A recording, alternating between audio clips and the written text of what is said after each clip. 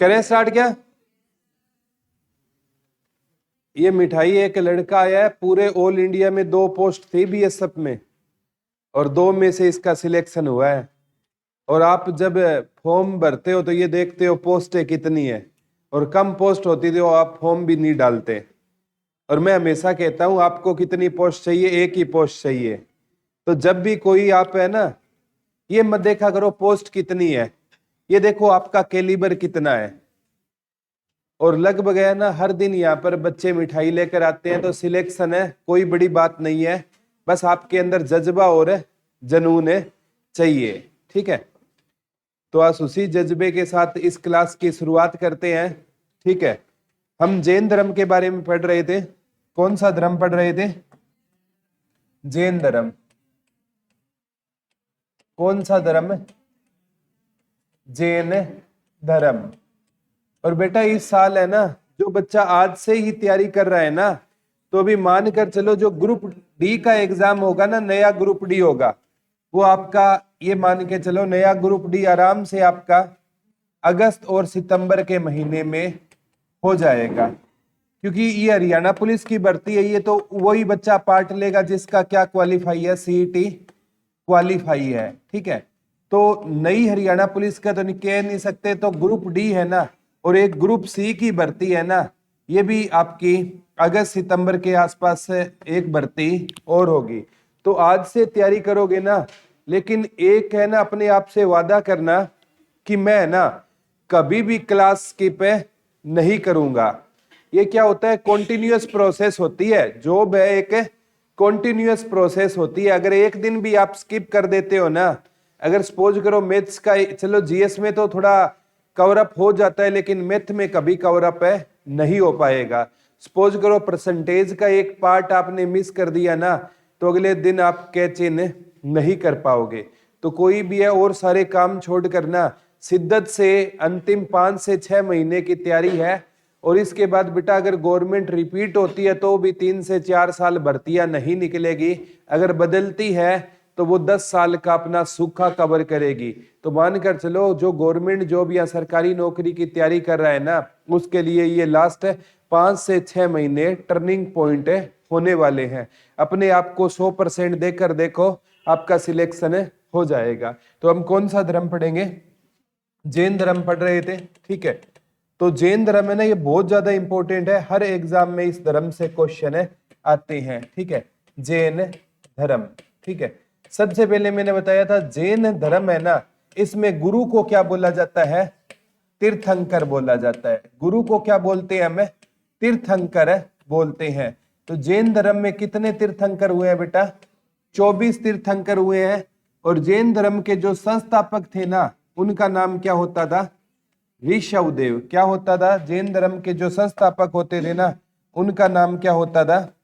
ऋषभदेव होता था। क्या होता था बेटा? उनका नाम ऋषभदेव होता था। उनका नाम क्या होता था? ऋषभदेव होता था। ठीक है, और जैन धर्म के संस्थापक पूछे ना, तो बच्चे के दिमाग में आता है महावीर स्वामी। तो जैन धर्म के संस्थापक पूछे तो ऋषभदेव थे, लेकिन वास्तविक संस्थापक पूछे ना तो कौन होते थे? वास्तविक संस्थापक कौन होते थे? तो महावीर स्वामी होते थे। कौन होते थे? महावीर स्वामी होते थे। ठीक है, और इन्होंने ना सबसे इंपॉर्टेंट है, जैन धर्म के वास्तविक संस्थापक कौन होते थे? महावीर स्वामी। संस्थापक कौन होते थे? ऋषभदेव होते थे। वास्तविक संस्थापक कौन होते थे? महावीर स्वामी होते थे। ठीक है, और जो ये इंपॉर्टेंट है जैन धर्म है ना, मैंने हमेशा बताया था ये कैसा धर्म है बेटा? नास्तिक धर्म है। बौद्ध धर्म पूछे तो भी कैसा धर्म है? नास्तिक धर्म है। ये ईश्वर में विश्वास नहीं रखते। ना तो बौद्ध धर्म ईश्वर में विश्वास रखता है और ना जैन धर्म ईश्वर में विश्वास रखता है। तो ये कैसा धर्म था बेटा? नास्तिक धर्म था। जैन धर्म कैसा धर्म था? नास्तिक धर्म था। मेन क्वेश्चन बनेंगे महावीर स्वामी से। किससे बनेंगे? महावीर स्वामी। तो महावीर स्वामी है ना, मैंने बताया था इनके बचपन का नाम क्या होता था? वर्धमान होता था। महावीर स्वामी के बचपन का नाम क्या होता था? ये बहुत बार पूछा गया है, वर्धमान। जैसे महात्मा बुद्ध के बचपन का नाम सिद्धार्थ होता था, महावीर स्वामी के बचपन का नाम क्या होता था? वर्धमान होता था। और महावीर स्वामी का जन्म 540 ईसा पूर्व। पहले सन क्या चलते थे? उल्टे। कहां पर हुआ इनका जन्म? कुंडलग्राम में हुआ था। कुंडलग्राम वैशाली में किसका जन्म हुआ? महावीर स्वामी का जन्म हुआ। ये वैशाली है ना, बिहार का एरिया है आज, ठीक है। तो इनका जन्म कब हुआ? 540 ईसा पूर्व। और इनकी मृत्यु कब हुई? 468 ईसा पूर्व। कहां पर हुई बेटा? पावापुरी में इनकी क्या हो गई थी? मृत्यु हो गई थी, ठीक है। अब सबसे इंपॉर्टेंट है, महावीर स्वामी के पिता का नाम क्या होता था? सिद्धार्थ होता था। महावीर स्वामी के पिता का नाम क्या होता था? सिद्धार्थ होता था। इनकी माता का नाम क्या होता था बेटा? त्रिशला। माता का नाम क्या होता था? त्रिशला। किसकी बहन होती थी त्रिशला? चेटक की क्या होती थी? बहन होती थी। पिता का नाम क्या होता था? सिद्धार्थ होता था। खुद के बचपन का नाम क्या था? वर्धमान था, ठीक है। पिता का नाम क्या था? सिद्धार्थ था। और इनका कुल पूछे तो कौन से कुल से थे? ज्ञात्रिक कुल से थे। ये पेपर में आता है, ये किस वंश से थे? तो इनका कुल कौन सा होता था? ज्ञात्रिक कुल होता था। महावीर स्वामी का कुल कौन सा होता था? ज्ञात्रिक कुल होता था। और इनकी पत्नी का नाम क्या होता था बेटा? यशोदा। पत्नी का नाम क्या होता था?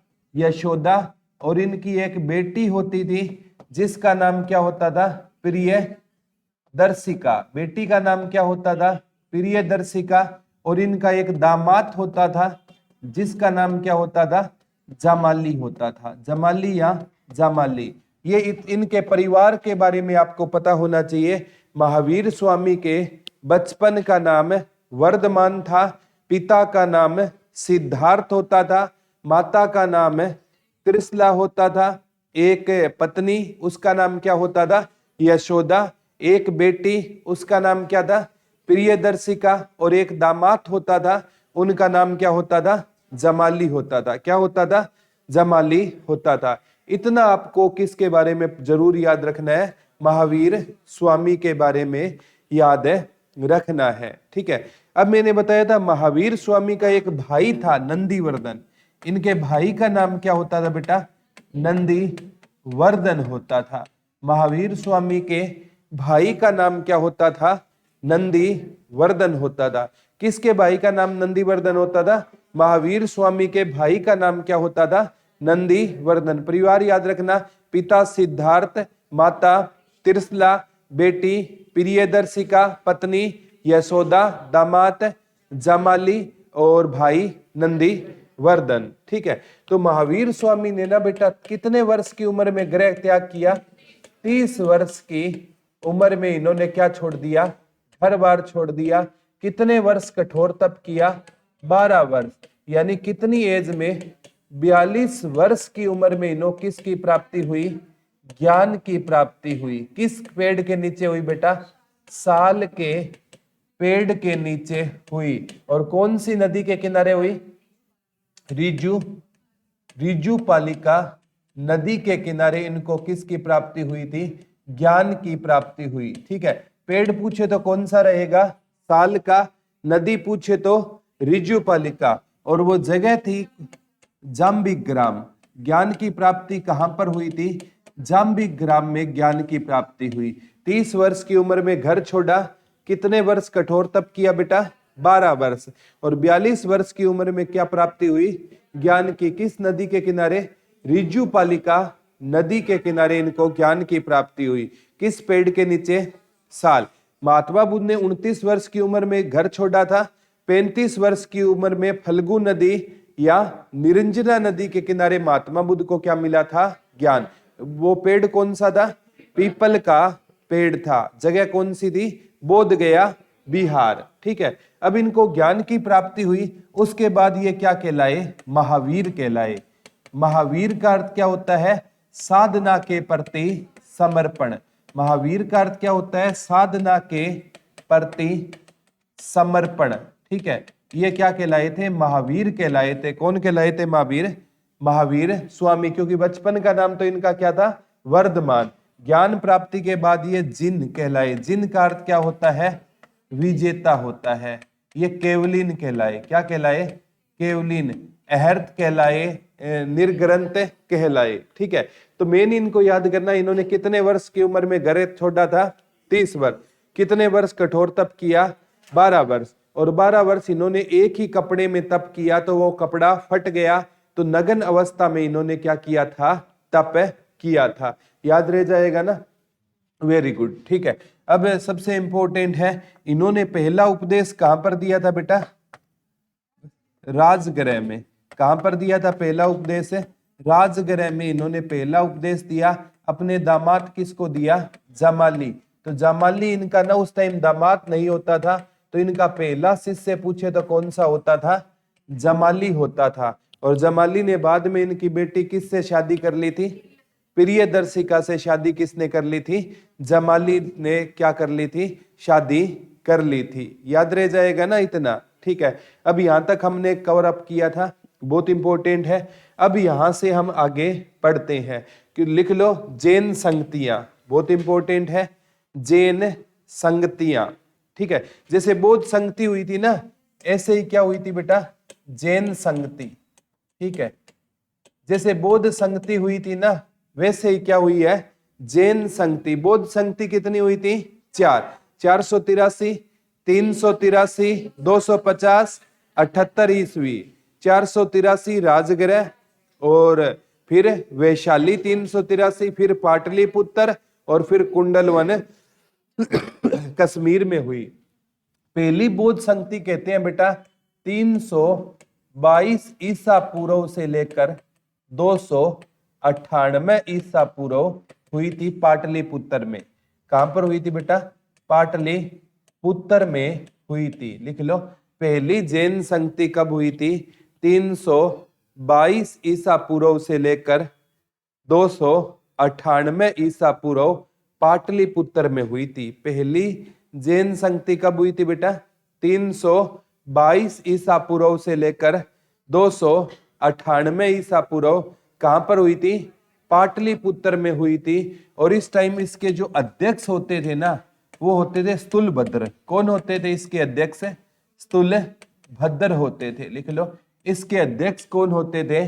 स्थूलभद्र होते थे। जैसे मैंने आपको अध्यक्ष भी बताया था ना, एक का मोगली पुत्तिस होता था, बताए थे ना आपको, एक का वसुमित्र होता था, ठीक है, एक का सभागामी होता था, अध्यक्ष बताए थे ना। उसी प्रकार इसका अध्यक्ष कौन होता था? स्थूलभद्र होता था। ठीक है, क्या इनका अध्यक्ष कौन होता था? स्थूलभद्र। और इस टाइम है ना, जैन धर्म में ना 12 अंग होते हैं। कितने अंग है जैन धर्म में? 12 अंग। तो जैन धर्म के 12 अंगों की क्या हुई थी इस टाइम पर? रचना हुई थी। पहली जैन संगति की खास बात पूछे तो इसमें किसकी रचना हुई थी? 12 अंगों की रचना हुई थी। लिख लो, पहली जैन संगति की खास बात पूछेगा, किसकी रचना हुई थी? 12 अंगों की रचना हुई थी। वो पूछेगा किस में 12 अंगों की रचना हुई, तब आपका आंसर क्या होगा? पहली जैन संगति में 12, मतलब जैन साहित्य है ना, इसमें 12 भाग होते हैं। ठीक है, 12 भाग या अंग होते हैं, तो 12 अंग ना आए तो 12 भागों की रचना हुई। इसमें जैन साहित्य मतलब किस की रचना हुई? 12 अंगों या 12 भागों की रचना किसके टाइम में हुई थी बेटा? स्थूलभद्र।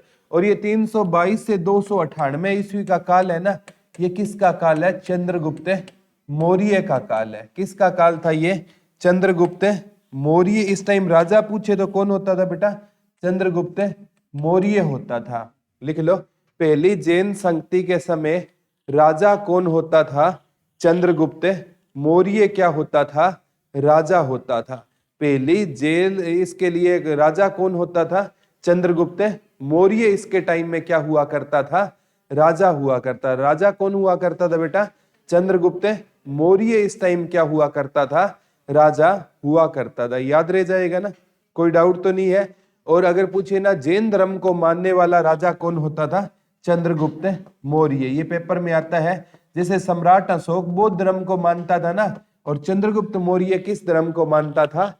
जैन धर्म को मानता था। चंद्रगुप्त मौर्य किस धर्म को मानता था बेटा? जैन धर्म को। कौन मानता था? चंद्रगुप्त मौर्य मानता था। याद रह जाएगा ना। चंद्रगुप्त मौर्य किस धर्म को मानता था? जैन धर्म को मानता था। पहली जैन संगति कब हुई? 322 से 298 ईसा पूर्व। कहां पर हुई? पाटलिपुत्र में हुई। इस टाइम कितने भागों की रचना हुई? 12 भागों की रचना हुई। और कहते हैं इस टाइम है ना जो जैन धर्म है 2 पार्टों में बंट गया, एक तो श्वेतांबर और एक दिगंबर। दिगंबर लिख लो, जैन धर्म श्वेतांबर और दिगंबर 2 भागों में बंट गया। इस समय जैसे हीनयान और महायान में कौन सा धर्म बंटा था बेटा? बौद्ध धर्म बंटा था चौथी बौद्ध संगति में। लेकिन पहली बौद्ध संगति में लिख लो जैन धर्म 2 भागों में बंट गया, एक तो श्वेतांबर में बंट गया और एक दिगंबर में बंट गया। कितने पार्टों में बंट गया? 2 पार्टों में, एक श्वेतांबर में बंट गया और एक दिगंबर में बंट गया। जैसे बौद्ध धर्म के 2 पार्ट हीनयान और महायान और इसके 2 पार्ट श्वेतांबर और दिगंबर।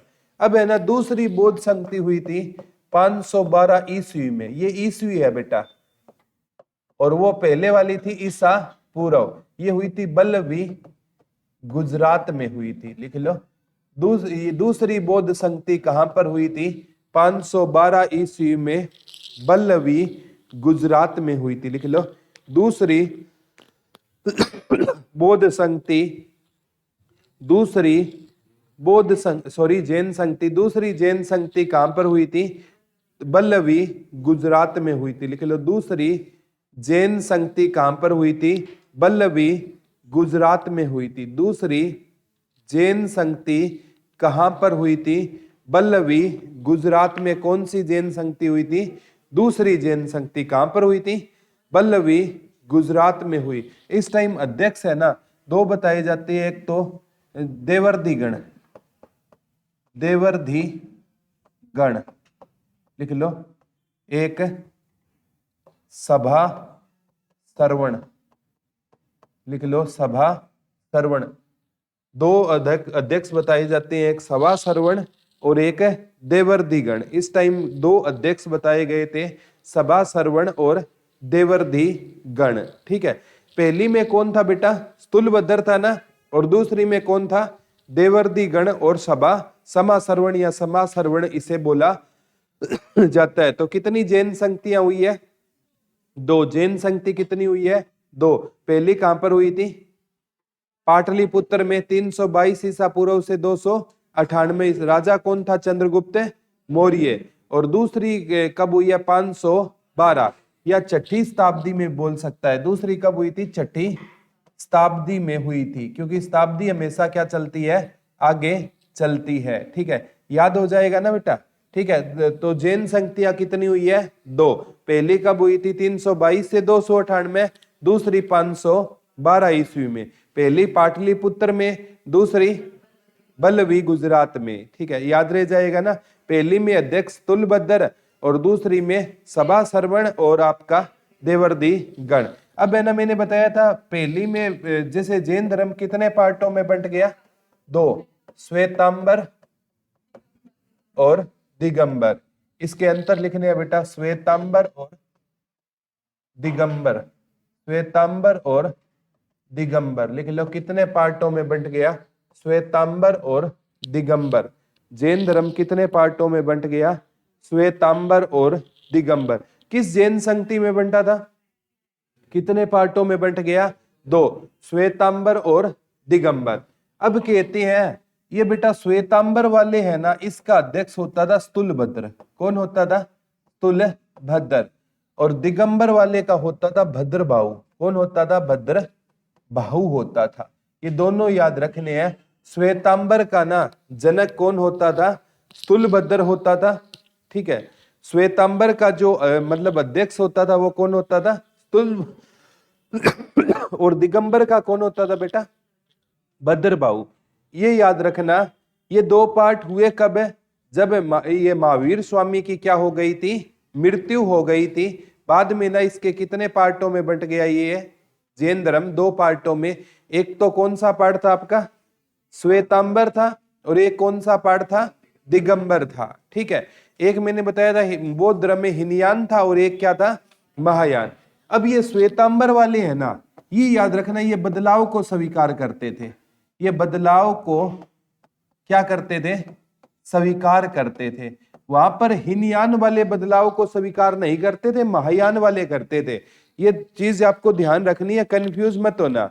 बौद्ध धर्म में कितनी शाखाओं में बटा? 2। हीनयान वाले बदलाव को स्वीकार नहीं करते थे, महायान वाले करते थे। या उल्टा है, श्वेतांबर पहले है, श्वेतांबर बदलाव को क्या करेगा? स्वीकार। और ये जो दिगंबर है ना, ये प्यारे बच्चों, ये मतलब है ना, ये बदलाव को क्या नहीं करते थे? स्वीकार नहीं करते थे। बदलाव को क्या नहीं करते थे? ये स्वीकार नहीं करते थे। श्वेतांबर वाले है ना, श्वेत का मतलब सफेद होता है ना बेटा, ये सफेद वस्त्र पहनते थे, सफेद वस्त्र पहनते थे। लिख लो, श्वेतांबर वाले कौन से वस्त्र पहनते थे? सफेद वस्त्र पहनते थे। और दिगंबर वाले प्यारे बच्चों नग्न रहते थे, नग्न अवस्था में रहते थे, नग्न अवस्था में रहते थे। श्वेतांबर वाले, नाम से श्वेत है ना, ये कौन से वस्त्र पहनते थे? श्वेत वस्त्र पहनते थे। और जो दिगंबर को मानता है ना, वो कौन से कपड़े पहनता है? कपड़े पहनता है। श्वेतांबर वाले सफेद पहनेंगे और दिगंबर वाले कपड़े नहीं पहनेंगे। तो चंद्रगुप्त मौर्य ने, पेपर में आता है, जैन धर्म की शिक्षा किससे ली थी? तो चंद्रगुप्त मौर्य ने जैन धर्म की शिक्षा ली थी भद्रबाहु से। और अंतिम टाइम में ना कहते हैं चंद्रगुप्त मौर्य की 298, जब मैं मौर्य साम्राज्य पढ़ाऊंगा तब पढ़ाऊंगा, यहाँ कंफ्यूज मत हो जाए, यहाँ एक बार सुन लो। चंद्रगुप्त मौर्य की जब 298 ईस्वी में मृत्यु हुई ना, कर्नाटक के सोरण बेलगोला नामक स्थान पर, तो वो नग्न अवस्था में थे, क्योंकि उन्होंने कौन सा धर्म अपना लिया था? जैन धर्म की कौन सी शाखा अपनाई? दिगंबर। देखो, श्वेतांबर वाले कौन से कपड़े पहनेंगे? सफेद। और दिगंबर वाले कपड़े नहीं पहनेंगे। श्वेतांबर वाले किसको स्वीकार करेंगे? और दिगंबर वाले बदलाव को स्वीकार नहीं करेंगे। श्वेतांबर वालों ने ना क्या शुरू कर दी बेटा? मूर्ति पूजा। और मूर्ति पूजा किसकी शुरू की? महावीर स्वामी की। लिख लो, श्वेतांबर वालों ने और दिगंबर वालों ने ना, ये महावीर स्वामी को क्या मानते थे? महापुरुष मानते थे। तो ये अवतार नहीं मानते, तो ये पूजा, इन्होंने मूर्ति पूजा के खिलाफ थे। श्वेतांबर वालों ने, लिख लो, किसकी मूर्ति पूजा शुरू कर दी बेटा? महावीर स्वामी की मूर्ति पूजा शुरू कर दी। लिख लो, श्वेतांबर वालों ने किसकी पूजा शुरू कर दी? महावीर स्वामी की पूजा कर दी। और दिगंबर वाले है ना, महावीर स्वामी को क्या मानते थे? महापुरुष मानते थे। तो वो उन्होंने पूजा क्या नहीं की? शुरू नहीं की। तो मूर्ति बनेगी ना, तो किसी तो शैली में बनेगी ना। तो ये मूर्ति बनती थी मथुरा शैली में। किस शैली में बनती थी? अगर ये पेपरों में बहुत बार आया, जैन धर्म की मूर्तियां किस शैली में बनती थी? मथुरा। और बौद्ध धर्म की किस में थी बेटा? Very good. बौद्ध धर्म की मूर्तियां किस शैली में बनती थी? गांधार शैली में। और इनकी मूर्तियां किस शैली में बन रही है? मथुरा शैली में। कौन सी शैली में बेटा? मथुरा शैली। और जैन साहित्य की ना जो भाषा होगी ना, वो कौन सी होगी? पाली होगी। लिख लो, जैन साहित्य की, पाली तो बौद्ध साहित्य की थी बेटा, प्राकृत। जैन साहित्य की भाषा कौन सी होगी? प्राकृत होगी। लिख लो, जिसे अर्धमगधी के रूप में भी जाना जाता है। लिख लो, जैन साहित्य की भाषा कौन सी होती थी? प्राकृत होती थी। और बौद्ध साहित्य की कौन सी थी बेटा? पाली। ये दोनों याद रखना है। जैन साहित्य की भाषा कौन सी होती थी? प्राकृत होती थी। और बौद्ध साहित्य की पाली। तो ये तो मूर्ति पूजा करते ही नहीं थे ना, ये क्या नहीं करते थे? मूर्ति पूजा नहीं करते। इन्होंने मूर्ति पूजा शुरू की किस शैली में की? मथुरा शैली में। और इनकी भाषा कौन सी होती थी? प्राकृत होती थी। श्वेतांबर वाले कहते, ये जो दिगंबर वाले कहते थे ना, ये कहते हैं क्षत्रिय को मोक्ष की प्राप्ति नहीं हो सकती। ठीक है, ये क्या कहते थे बेटा? दिगंबर वाले क्या कहते थे? क्षत्रिय को मोक्ष की प्राप्ति नहीं हो सकती। और ये श्वेतांबर वाले क्या कहते थे? क्षत्रिय भी क्या प्राप्त कर सकती है? मोक्ष प्राप्त कर सकती है। लिख लो, श्वेतांबर वाले कहते थे क्षत्रिय क्या प्राप्त कर सकती है? बता दो। मोक्ष प्राप्त कर सकती है। लेकिन दिगंबर वाले क्या कहते थे? क्षत्रिय को मोक्ष की प्राप्ति नहीं हो सकती। क्यों नहीं हो सकती? क्योंकि श्वेतांबर वाले तो सफेद कपड़े पहनते थे, दिगंबर वाले नग्न अवस्था में रहते थे, तो दिगंबर वाले कहते हैं कि जो मतलब औरतें हैं ना वो नग्न अवस्था में नहीं रह सकती, तप नहीं कर सकती, इसलिए उनको मोक्ष की प्राप्ति नहीं हो सकती। तो श्वेतांबर वालों ने कहा कि नग्न अवस्था में रहना क्यों जरूरी है, उनको आप सफेद कपड़े पहना दो तो वो क्या कर सकती है, तप कर सकती है। तो श्वेतांबर वाले कहते हैं वो कौन से कपड़े डाला करते थे, सफेद। तो इतना याद रखना, श्वेतांबर कहता है क्षत्रिय को मोक्ष की प्राप्ति हो सकती है और दिगंबर कहता है क्षत्रिय को मोक्ष की प्राप्ति नहीं हो सकती। दिगंबर वाले महावीर स्वामी को ज्यादा फॉलो करते थे, क्योंकि महावीर स्वामी ने ना जो तप किया था वो किस अवस्था में किया था, नग्न अवस्था में, क्योंकि एक कपड़ा पहना था 12 साल में वो फट गया तो नग्न अवस्था में तप था। तो ये इनमें दोनों में अंतर याद करना है, रह जाएगा ना याद। दोबारा बताता हूं, श्वेतांबर वाले सफेद कपड़े पहनते थे, बदलाव को स्वीकार करते थे, क्षत्रिय को मोक्ष की प्राप्ति हो सकती है। अध्यक्ष तुलभद्र था, मूर्ति पूजा क्या कर दी शुरू, किसकी, महावीर स्वामी की। मूर्तियां किस शैली में बनी, मथुरा शैली में, और साहित्य की भाषा कौन सी थी, प्राकृत। इधर आ जाओ, दिगंबर वाले ये क्या करते थे, ये मूर्ति पूजा नहीं करते थे, महावीर स्वामी को महापुरुष मानते थे। अध्यक्ष इनका भद्र बाहु होता था, ये कहते थे क्षत्रिय को मोक्ष की प्राप्ति नहीं हो सकती, मूर्ति पूजा नहीं करते थे। याद रह जाएगा ना। पहली जैन संगति में क्या हुआ था, जैन धर्म कितने पार्टों में बंट गया, 2, और मतलब टोटल कितने भाग बने, 12। ठीक है, तो याद हो जाएगा ना। तो जैन संगतियां कितनी थी बेटा, 2 जैन संगतियां थी। जैन संगतियां कितनी होती थी, 2 जैन संगति हुई है। पहली कहां पर हुई थी, पाटलिपुत्र में, दूसरी कहां पर हुई थी, बल्लवी गुजरात। पहली 322 से 298 ईसा पूर्व और दूसरी 512 ईस्वी में हुई थी, बल्लवी गुजरात में दूसरी जैन संगति हुई थी। और ये जैन धर्म कैसा धर्म है बेटा, नास्तिक धर्म है। जैन धर्म कैसा है, नास्तिक धर्म है। ठीक है, इसमें ना जैन धर्म में ना जैसे इंसान होते थे ना, 2 पार्टों में थे। एक तो थे बेटा भिक्षुक, भिक्षुक भिक्षुणी, ठीक है। एक होते थे श्रावक और श्राविका, ठीक है। इसमें ना मतलब कितनी कैटेगरियों में डिवाइड थे पुरुष और महिला, 2। एक तो होते थे बेटा भिक्षुक भिक्षुणी, एक होते थे श्रावक श्राविका। जो भिक्षुक भिक्षुणी होते थे ना, ये क्या नहीं करते थे बेटा, शादी नहीं करते थे, ठीक है। और श्रावक श्राविका कैसा जीवन यापन करते थे, शादी करते थे। लिख लो, जैन धर्म में भिक्षुक भिक्षुणी होते थे और श्रावक श्राविका होते थे। लिख लो, जैन धर्म में भिक्षुक भिक्षुणी होते थे और श्रावक श्राविका होते थे। श्रावक श्राविका लिख लो कैसा जीवन यापन करते थे, तो श्रावक श्राविका गृहस्थ जीवन यापन करते थे। लिख लो, श्रावक श्राविका कैसा जीवन यापन करते थे, तब आपका आंसर क्या होगा, कैसा जीवन यापन करते थे, गृहस्थ जीवन यापन करते थे। लिख लो, श्रावक श्राविका कैसा जीवन यापन करते थे, गृहस्थ जीवन यापन करते थे। श्रावक श्राविका कैसा जीवन यापन करते थे, गृहस्थ जीवन यापन करते थे। और एक बार क्वेश्चन आया था, महावीर स्वामी ने किसकी रचना की थी, संघ की रचना की थी। ये तो शादी नहीं करते थे और ये कौन सा जीवन यापन करते थे, गृहस्थ। महावीर स्वामी ने, लिख लो, महावीर स्वामी ने किसकी स्थापना की, संघ की स्थापना की। महावीर स्वामी ने, ये क्वेश्चन आता है, किसकी स्थापना की थी बेटा, संघ की स्थापना की। और महावीर स्वामी के 11 अनुयायी थे। कितने अनुयायी थे, 11।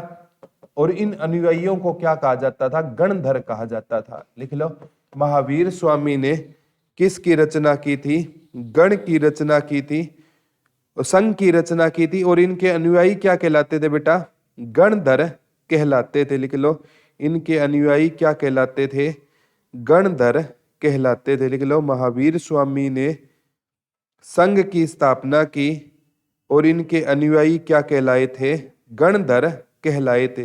ये बहुत बार पूछा गया, इनके अनुयायी क्या कहलाते थे, गणधर कहलाते थे। जैन साहित्य किस भाषा में लिखा गया है बेटा, प्राकृत भाषा में। एक बार आया, जैन साहित्य को क्या कहा जाता है, आगम कहा जाता है। ये क्वेश्चन आ गया, मोस्ट इंपोर्टेंट में लिख लेना, जैन साहित्य को क्या कहा जाता है? जैन साहित्य को आगम कहा जाता था। क्या कहा जाता था?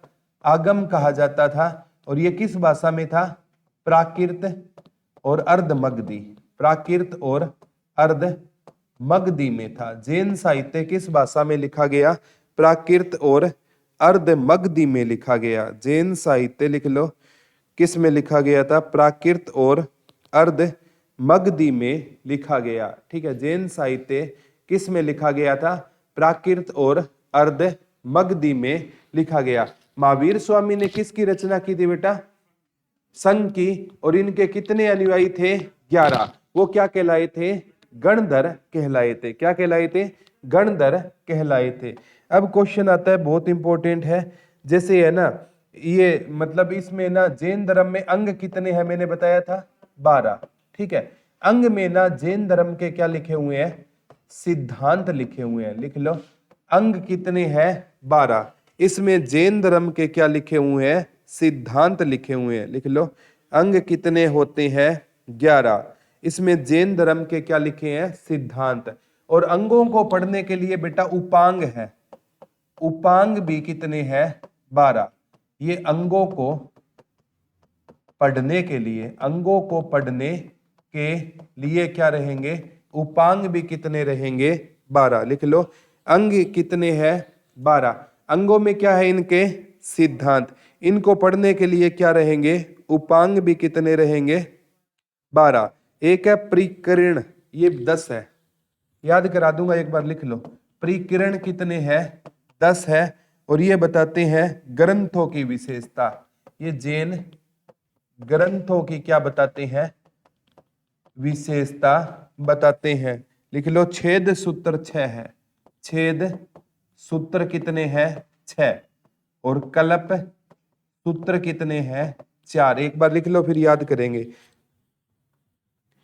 छेद सूत्र कितने हैं? 6। और कल्प सूत्र कितने रहेंगे? 12। लिख लो, कल्प सूत्र कितने रहेंगे? 4। अंग कितने हैं? 12। उपांग कितने हैं? 12। प्रकीर्ण कितने हैं? 10। और छेद सूत्र कितने हैं? 6 है। छेद सूत्र कितने रहेंगे? 6 रहेंगे। छेद सूत्र कितने हैं? 6। और आपके कल्प सूत्र कितने रहेंगे बेटा? 4 रहेंगे। कल्प सूत्र कितने रहेंगे? 4 रहेंगे। कल्प सूत्र पूछे तो कितने रहेंगे? 4 रहेंगे। या भी इनको याद करवाते हैं, सबसे इंपॉर्टेंट है। अंग कितने हैं? 12। अंगों की रचना किस जैन संगति में हुई थी? पहली जैन संगति में। अंगों में इनके क्या लिखे हैं? सिद्धांत लिखे हैं। उपांग कितने हैं? 12। अंग भी 12, उपांग भी 12। ठीक है, और छेद सूत्र 6, कल्प सूत्र 4, प्रकीर्ण 10। याद कैसे करोगे? ठीक है, अब छेद सूत्र में 6 नजर आ रहा है, तो ये कितने हैं? 6। कल्प सूत्र, ठीक है, दिशाएं हमारी कितनी होती है? 4 होती है। दिशाएं कितनी होती है? 4। छेद सूत्र 6, ठीक है। कल्प सूत्र कितने हो जाएंगे? 4 हो जाएंगे। अंग कितने हैं? 12। उपांग कितने हैं? 12। प्रकीर्ण कितने हैं? 10। अंग कितने? 12। उपांग कितने? 12। और महावीर स्वामी ने संघ की रचना की, उसमें जो अनुयायी कितने थे? 11। वो क्या कहलाए? गणधर कहलाए। अनुयायी क्या कहलाए? गणधर कहलाए। देखो, अंग 12, उपांग 12, छेद सूत्र 6, कल्प सूत्र 4 और प्रकीर्ण 10। अनुयायी याद रह जाएगा ना? Very good. ठीक है, अब बात आती है सबसे इंपॉर्टेंट, जो ये है ना, कुछ जैसे मैंने आपको बताया था महात्मा बुद्ध का जन्म हुआ, उसे कमल से दर्शाया गया, तो इनके प्रतीक चिन्ह भी होते हैं। जैसे सबसे पहले संस्थापक कौन होते थे जैन धर्म के? ऋषभ देव। इनका प्रतीक चिन्ह लिख लो, प्रतीक चिन्ह, प्रतीक चिन्ह। ठीक है, तो ऋषभ वेद का रहेगा, ठीक है, सांड। क्या रहेगा? इसे बेल बोला जाता है। बोला क्या बोला जाता है? सांड या बेल। लिख लो, ऋषभ देव का प्रतीक चिन्ह या उन्हें किस से प्रदर्शित किया जाता है? सांड या बेल से। ऋषभ देव का वर्णन किस वेद में मिलता है बेटा? ऋग्वेद में मिलता है। किस वेद में मिलता है? ऋग्वेद में मिलता है। तो ऋषभ देव का कौन सा रहेगा? सांड या बेल रहेगा, और एक है अजीतनाथ, अजीतनाथ उनका हाथी रहेगा बेटा, क्या रहेगा? हाथी। एक है पार्श्वनाथ, पार्श्वनाथ, ठीक है, पार्श्वनाथ का रहेगा सर्प या सांप। और महावीर स्वामी का सबसे ज्यादा इन्हीं का पूछा जाता है बेटा, महावीर स्वामी का रहेगा सिंह यानी शेर। महावीर स्वामी का क्या रहेगा? शेर। लिख लो प्रतीक चिन्ह। ऋषभ देव का कौन सा रहेगा बेटा? सांड या बेल रहेगा। अजीतनाथ का कौन सा रहेगा? हाथी रहेगा। पार्श्वनाथ का कौन सा रहेगा? सांप रहेगा। और महावीर स्वामी का कौन सा रहेगा? शेर रहेगा। ठीक है। और जैन धर्म में गुरुओं को क्या बोला जाता था? तीर्थंकर बोला जाता था। कितने तीर्थंकर है जैन धर्म में? 24। संस्थापक कौन था? ऋषभदेव। वास्तविक संस्थापक कौन था? महावीर स्वामी था। महावीर स्वामी ने कौन सा जोड़ा था? ब्रह्मचार्य। अगर पूछे महावीर स्वामी ने ना जैन धर्म में क्या जोड़ा था बेटा? ब्रह्मचार्य। पांचवा व्रत जोड़ा था ना, उसका नाम क्या था? ब्रह्मचार्य। और महावीर स्वामी जैन धर्म के कौन से संस्थापक है? वास्तविक संस्थापक है। महावीर स्वामी ने बेटा किसकी रचना की? संघ। और इनके कितने अनुयायी थे? 11। वो क्या कहलाए? गणधर कहलाए। क्या कहलाए? गणधर कहलाए। और इसमें अंग कितने हैं? 12। उपांग कितने हैं? और प्रकीर्ण कितने हैं? छेद सूत्र कितने हैं? और कल्प सूत्र कितने हैं? 4। जैन साहित्य को क्या कहा जाता है? आगम कहा जाता है। और ये किस में लिखा हुआ है? प्राकृत और अर्धमगधी में। और इनकी मूर्तियां किस शैली की बनती है? मूर्तियां किस शैली की बनती है? मथुरा की बनती है। ठीक है, किस शैली की? अब लिख लो जैन साहित्य। ठीक है, जैसे मैंने कहा था बौद्ध साहित्य है ना, उसमें जातक कथाएं थी ना। ठीक है, हाँ, जातक कथाओं में महात्मा बुद्ध के पुनर्जन्म का वर्णन मिलता था कि नहीं मिलता था? ठीक है, और भी जैन उसमें मैंने बताया था अंगुत्तर निकाय भी बौद्ध साहित्य था। ऐसे ही लिख लो जैन साहित्य। ठीक है, हमें जैन धर्म का पता कहाँ से चलता है? जैन साहित्य। ठीक है, जैन साहित्य, उसमें रहेगा एक भगवती सूत्र। कौन सा रहेगा? भगवती सूत्र। लिख लो भगवती सूत्र है ये जैन साहित्य। जैन साहित्य किस भाषा में लिखा गया है? प्राकृत और अर्धमगधी। और जैन साहित्य को क्या कहा जाता है? आगम। तो भगवती सूत्र है ना, इसमें लिख लो एक तो महाजनपदों की जानकारी मिलती है। लिख लो इसमें महावीर स्वामी के बचपन के बारे में या प्रारंभिक जीवन के बारे में जानकारी मिलती है। लिख लो भगवती सूत्र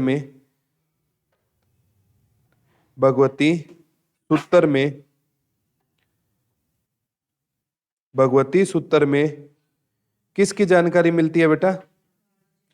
महावीर स्वामी के किसके बारे में जानकारी मिलती है?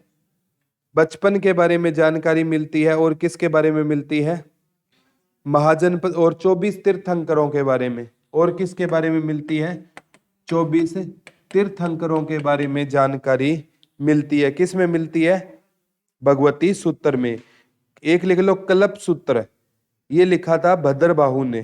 ठीक है, कल्प सूत्र एक रचना है जैन साहित्य में। कल्प सूत्र ये किसने लिखा था बेटा? भद्रबाहु। ये भद्रबाहु कौन था भाई? हाँ, ये दिगंबर शाखा का। स्थूलभद्र तो था श्वेतांबर का, ये दिगंबर शाखा का था। और प्रथम जैसे जैन संगति हुई थी वो किसके टाइम में हुई थी?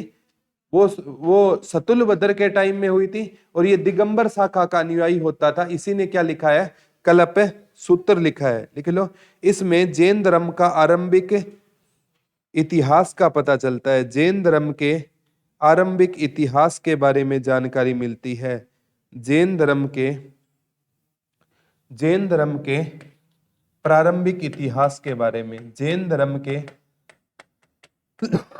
प्रारंभिक इतिहास के बारे में इसकी क्या मिलती है? जानकारी मिलती है। जैन धर्म के किस इतिहास के बारे में? आरंभिक इतिहास के बारे में इसकी क्या मिलती है? जानकारी मिलती है। ठीक है, अब बात आती है जैन धर्म के मंदिर हमें कहाँ कहाँ से मिलते हैं। ठीक है, यहां तक याद रह जाएगा ना? तो जैन साहित्य को क्या कहा जाता था? आगम। किस भाषा में लिखा गया था? प्राकृत और अर्धमगधी में लिखा गया था। और दो ही किताबें याद रखनी है, एक तो भगवती सूत्र याद रखनी है और एक कौन सा याद रखोगे बेटा? कल्प सूत्र। कल्प सूत्र के रचयिता कौन होते थे? भद्रबाहु होते थे। कौन होते थे? भद्रबाहु ने क्या लिखा था? कल्प सूत्र लिखा था। याद रह जाएगा ना कल्प सूत्र। सबसे ज्यादा यहीं से क्वेश्चन आते हैं। ये भद्रबाहु चरित्र था। अब बात आती है कि जैन धर्म के मंदिर कहाँ से मिले हैं। ठीक है, अब एक बात है जिसे पूछा जाता है खजुराहो के मंदिर। कौन से मंदिर? खजुराहो के मंदिर। ये मध्य प्रदेश में है। खजुराहो के मंदिर कहां पर रहेंगे? मध्य प्रदेश में रहेंगे। और ये बनवाए थे, पेपर में आता है, चंदेल शासकों ने। किन शासकों ने बनवाए थे? चंदेल शासकों ने। एसएससी का ये आई लव यू क्वेश्चन है, हर एग्जाम में आता है। खजुराहो के मंदिर किन शासकों ने बनवाए थे? चंदेल शासकों ने बनवाए थे। लिख लो, खजुराहो के मंदिर किन शासकों ने बनवाए? चंदेल शासकों ने। और ये किस शैली में थे? एक शैली होती है पंचायतन शैली। किस शैली में बने थे? पंचायतन शैली में बने थे। कौन से मंदिर बने थे? खजुराहो के मंदिर किसने बनवाए थे? चंदेल शासकों ने बनवाए थे। किस शैली में बने थे बेटा? ये पंचायतन शैली में बने थे। खजुराहो के मंदिर किस शैली में बने थे? पंचायतन शैली में ये मंदिर बने थे।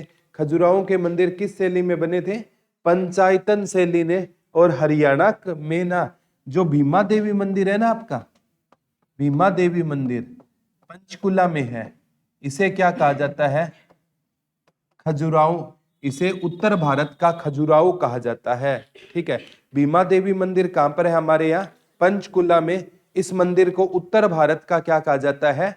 खजुराहो कहा जाता है। मेन याद तो चलो ये मैंने आपको एक जनरल नॉलेज के लिए ये बात बताई है, लेकिन मेन याद रखना खजुराहो के मंदिर कहां पर रहेंगे? मध्य प्रदेश में। किन शासकों ने बनवाए थे बेटा? चंदेल शासकों ने। और इसमें लिख लो, जैन धर्म और बौद्ध धर्म दोनों के बारे में जानकारी मिलती है। जैन धर्म और बौद्ध धर्म दोनों के बारे में जानकारी मिलती है। लिख लो, इसमें जैन धर्म, खजुराहो के मंदिर वो पूछेगा किस धर्म से संबंधित है? बौद्ध धर्म, जैन धर्म, ए बी दोनों या दोनों नहीं? तो क्या करोगे? ए बी दोनों। एक है बेटा माउंट आबू, सुना है? राजस्थान में माउंट आबू। माउंट आबू कहां पर है? राजस्थान में। यह है दिलवाड़ा के जैन मंदिर। दिलवाड़ा के जैन मंदिर ये बनवाए थे सोलंकी वंश के शासकों ने। किस वंश के शासकों ने बनाए थे? सोलंकी वंश के शासकों ने बनवाए थे। लिख लो, माउंट आबू राजस्थान में कौन से मंदिर रहेंगे? दिलवाड़ा के जैन मंदिर। माउंट आबू राजस्थान में कौन से मंदिर रहेंगे बेटा? दिलवाड़ा के जैन मंदिर। ये किस वंश के शासकों ने बनवाए थे? सोलंकी वंश के शासकों ने बनवाए थे। ठीक है, ये किस वंश के शासकों ने बनवाए थे? सोलंकी वंश के शासकों ने बनवाए थे। खजुराहो के मंदिर किन शासकों ने बनवाए थे? चंदेल वंश के शासकों ने बनवाए थे।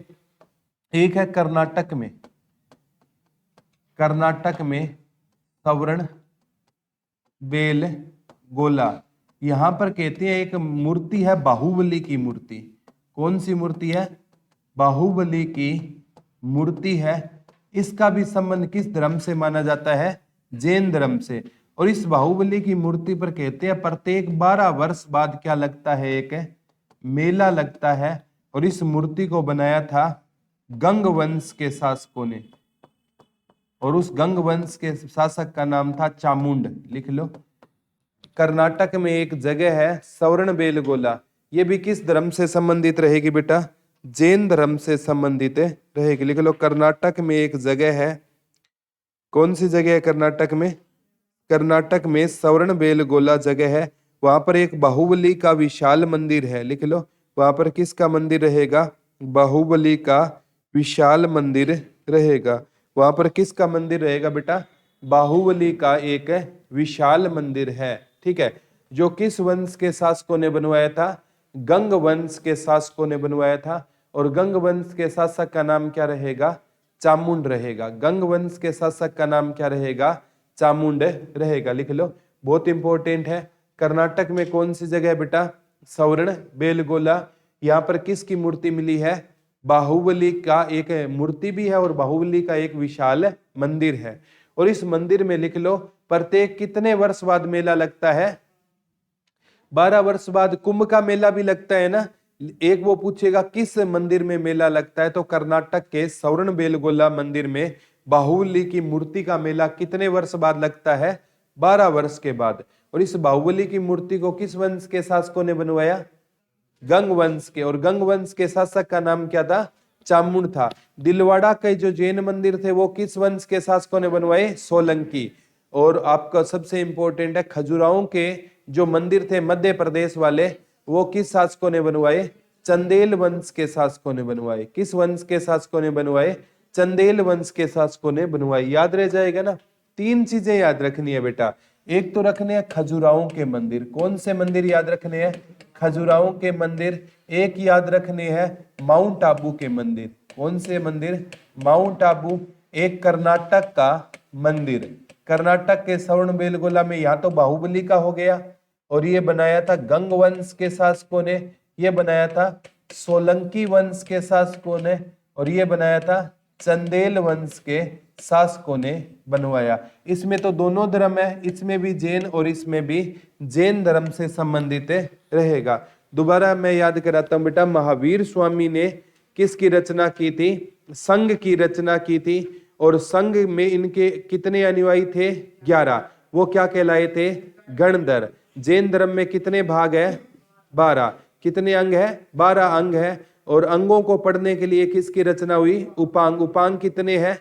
12। ठीक है। और ग्रंथों के जो सिद्धांत लिखे हुए हैं वो किसमें है? प्रकीर्ण कितने रहेंगे? 10। और छेद सूत्र कितने हैं? 6। कल्प सूत्र कितने हैं? 4। हाँ, एक बात लिख लो, छेद सूत्र और कल्प सूत्र में ना श्रावक श्राविका भिक्षुक भिक्षुणियों के बारे में वर्णन है। छेद सूत्र और कल्प सूत्र में श्रावक श्राविका और भिक्षुक भिक्षुणियों के बारे में वर्णन रहेगा। छेद सूत्र और कल्प सूत्र में श्रावक श्राविका भिक्षुक भिक्षुणियों के बारे में वर्णन रहेगा। किसके बारे में वर्णन रहेगा बेटा? श्रावक श्राविका के बारे में और भिक्षुक भिक्षुणियों के बारे में वर्णन रहेगा। इसमें किसके बारे में वर्णन रहेगा? श्रावक श्राविका के बारे में। और किसके बारे में वर्णन रहेगा?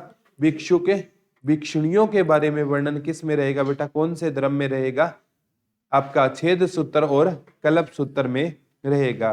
तो ये आपका कौन सा धर्म था बेटा? जैन धर्म। जैन धर्म कैसा धर्म है? एक नास्तिक धर्म है। जैन धर्म कैसा धर्म है? एक नास्तिक धर्म है।